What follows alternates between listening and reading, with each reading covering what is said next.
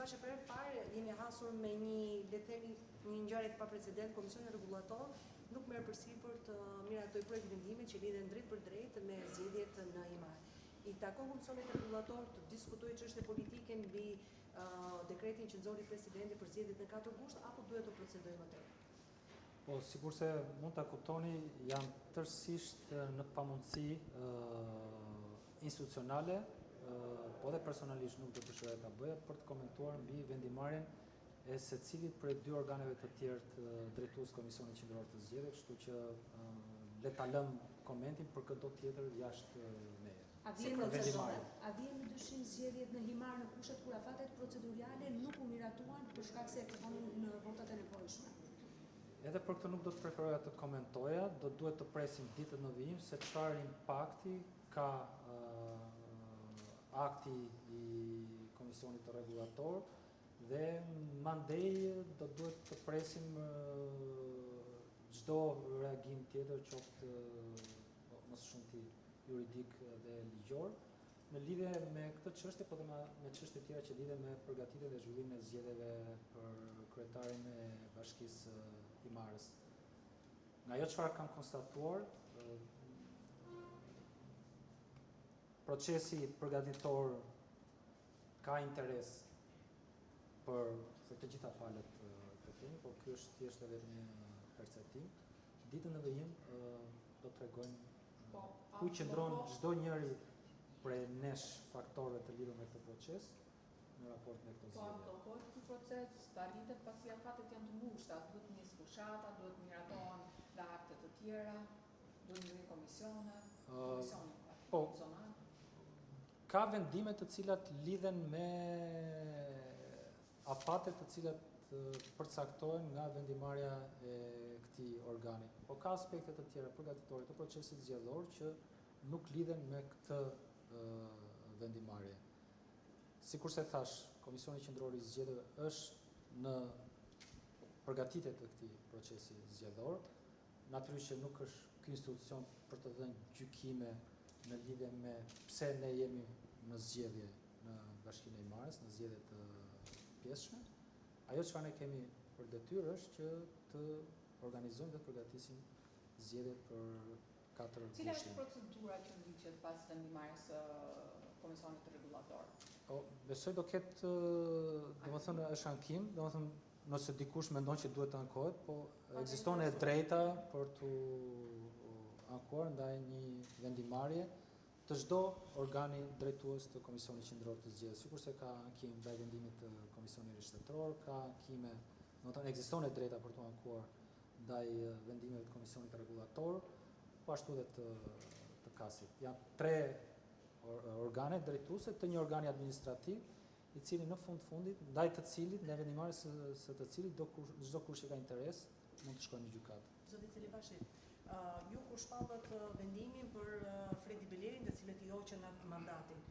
Presidenti shpalli datën e zgjedhjeve 4 gusht. Në vendimin tuaj ju keni lënë një afat ankimor prej 30 ditësh. Ai këshilluat presidentit Bajram Begaj që ka një ankimin 30 ditor dhe nuk duhet të shkëndzitohesh me datën e zgjedhjeve, apo ju mbeteni te institucioni zbatues i vendimeve?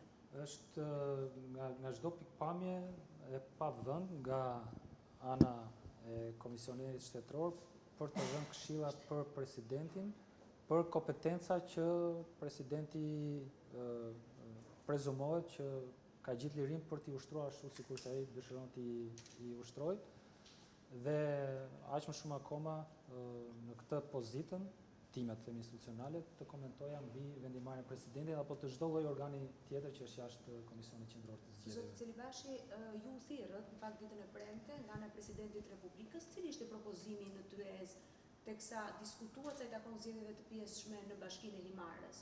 Ishte një propozim që kishte të bënte me pritjen e afateve procedurale dhe gjykatave në thonjzat apeli që vendosen brenda institucioneve se në këtë mënyrë janë shmangur KAS dhe po ashtu kolegji zgjedhor.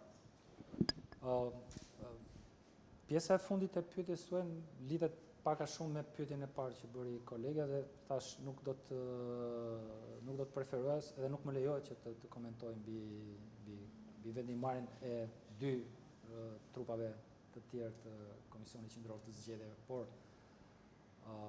sikurse edhe në rastet e tjera të ngjashme, konsulta e Komisionit Qendror të Zgjedhjeve me Presidentin e Republikës për çështjet të datës së zgjedhjeve janë thjesht dhe vetëm të karakterit teknik. Veçanërisht me ndryshimet e fundit që janë bërë kodit zgjedhor, edhe kompetenca e Presidentit të Republikës për të caktuar datën e zgjedhjeve është e limituar nga momenti që Presidenti i Republikës merr njoftimin për një vakancë të krijuar. Nuk mund të caktojë një datë çfarë do ai, dhe procesi konsultimi në një lloj mënyrë është pak a shumë formal se datat janë përcaktuara. Ngelet për të zgjedhur do zgjedhësh një nga 2 apo 3 datat. Dhe thjesht dhe vetëm në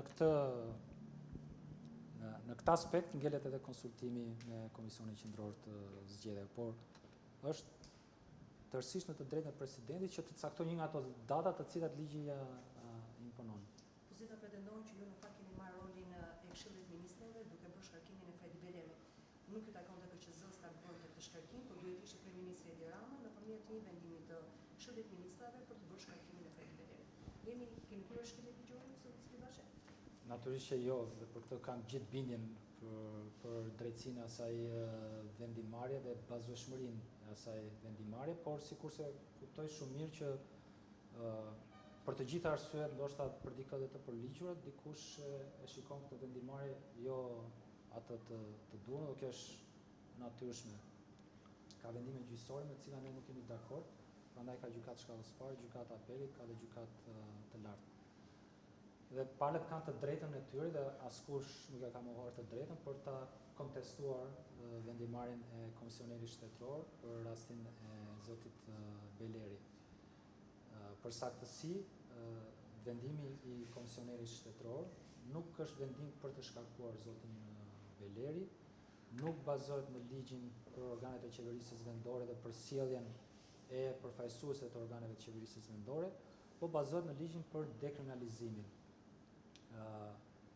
Aplikimi ose zbatimi i ligjit për dekriminalizimin nuk parakushtëzohet apo kushtëzohet nga asnjë lloj vendimarrje tjetër e kushdo institucioni tjetër. Secili institucion ka kompetencën e vet bazuar në atë ligj që kjo kompetencë njihet atij dhe nuk ka përjashtime që nëse një vendim e merr komisioneri shtetëror nuk mund ta marrë qeveria apo anasjelltas.